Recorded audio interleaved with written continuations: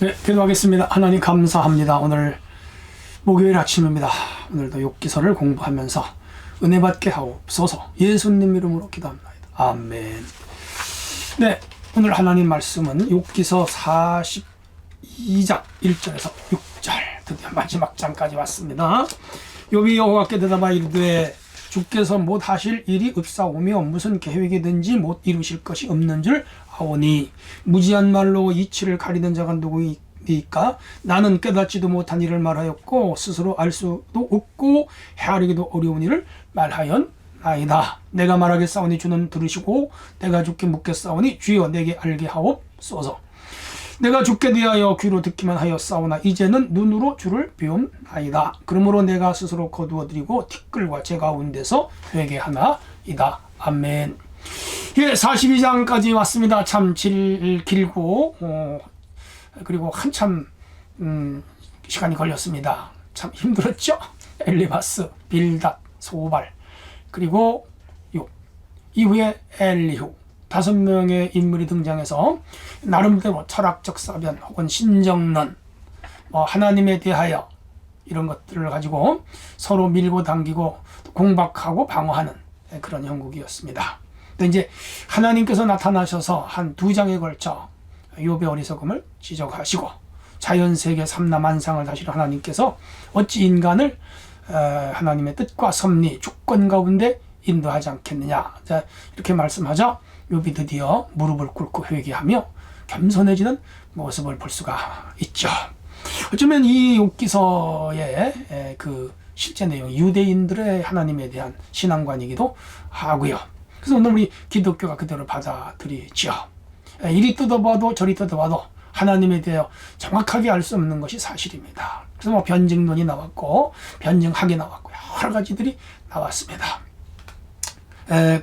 그러므로 오늘 우리는 하나님께서 말씀하시는 이 내용을 믿음으로 받아들이고 욥처럼 겸손함으로 주님 앞에 서는 것이 맞아요.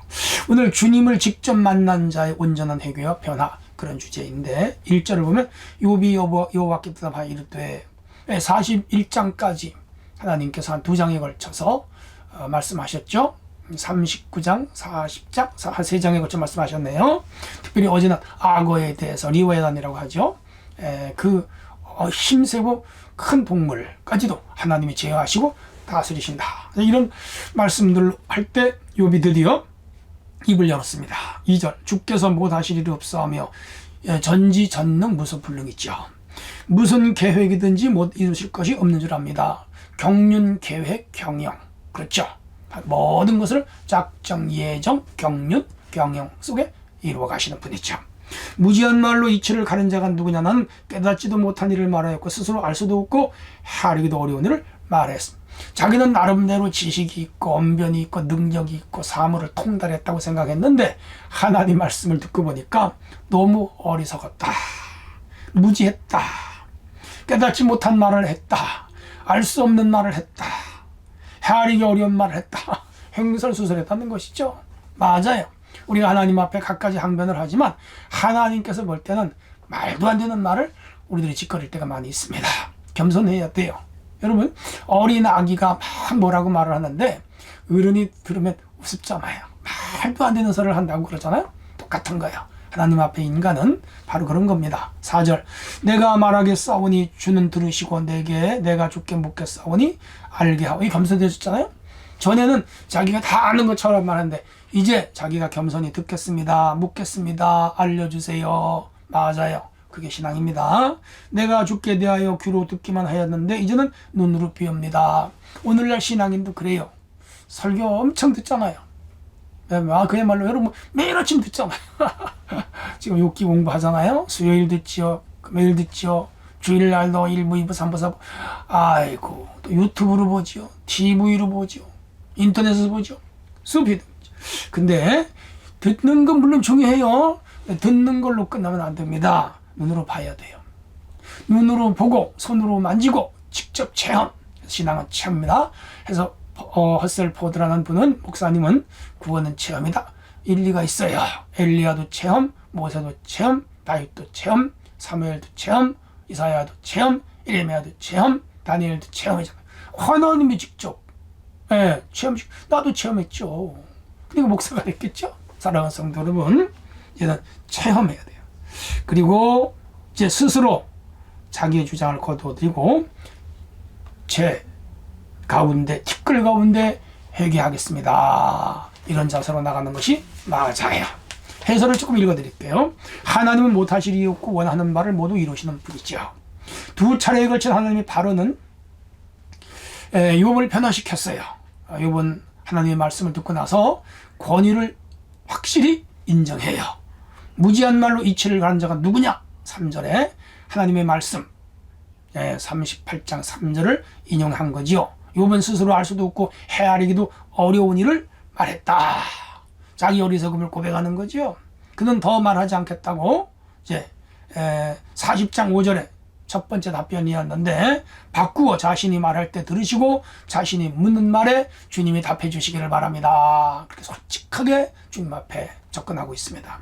지금까지 듣기만 했지만 이제는 하나님을 눈으로 봅니다. 왜? 봤죠. 들음과 봄의 차이는 계시의 확실성이죠. 두 번의 하나님의 발언을 통해 욥은 하나님을 만났고 그분의 응답을 경험하면서 이제는 그분을 보게 된 거죠. 지금까지 들은 것은 좀 막연해요. 본 것이 확실해요. 여러분, 미국에 대해서 아직 못 가보신 분 있으면 들어서는 아는데 보지 못하잖아요. 가봐야 알아요. 그랜드 캐년 못 가보셨잖아요. 가보면 확실히 알아요. 노르웨이, 핀란드, 러시아, 유럽. 우리가 뭐 그림으로도 보고 사진으로도 보고 또 듣기만 했는데 직접 가보면 다릅니다. 그 체험이라는 거. 하나님도 그래요. 체험 중요합니다. 우리 성도들이 하나님을 꼭 체험하시기를 바랍니다. 하나님을 직접 경험하고 본 후에 욥이 변화됩니다. 6절에 다양한 번역이 가능한데 욥이 회개하는 모습을 강조하는 것이죠. 깨달음 혹은 위로 그렇게 우리가 접근할 수도 있죠. 중요한 것은 하나님의 발언이 욥에게 사고의 변화, 즉 생각의 변화를 가져왔다. 그거예요. 욥은 과거 자신의 생각이 짧았다고 하나님 앞에 고백하지요. 맞아요. 우리 생각이 아무리 긴 것 같아도, 좋은 것 같아도, 맞은 것 같아도 하나님의 생각보다는 짧습니다. 욥은 이러한 변화를 선언하고 이제 6절에 확인합니다. 이렇듯 욥은 하나님을 봄으로써 자기 중심적인 시각을 버렸습니다. 그리고 하나님 하시는 일, 하나님의 행위 화복의 관계의 기계적 적용에서 벗어나서 더 높은 차원, 이를테면 이가 3차원의 세계에 있었다면 이제 4차원 세계로 들어가는 것이고 육적인 인간이었다면 영적인 인간으로의 변화, 그렇게 말할 수가 있겠죠. 이렇게 해서 욥은 하나님을 확실히 만났습니다. 오늘 성도들이요, 하나님 확실히 만나기를 주 이름으로 축원합니다. 기도합니다. 하나님 감사합니다. 하나님은 현현과 응답으로 욥을 낮췄습니다. 배부를 찌르는 듯한 하나님의 질문에서 욥은 자신의 무지를 깨닫고 회개했습니다. 하나님과 친구들을 향한 한껏 날에 섰던 이 욥의 말은 부드러워졌죠.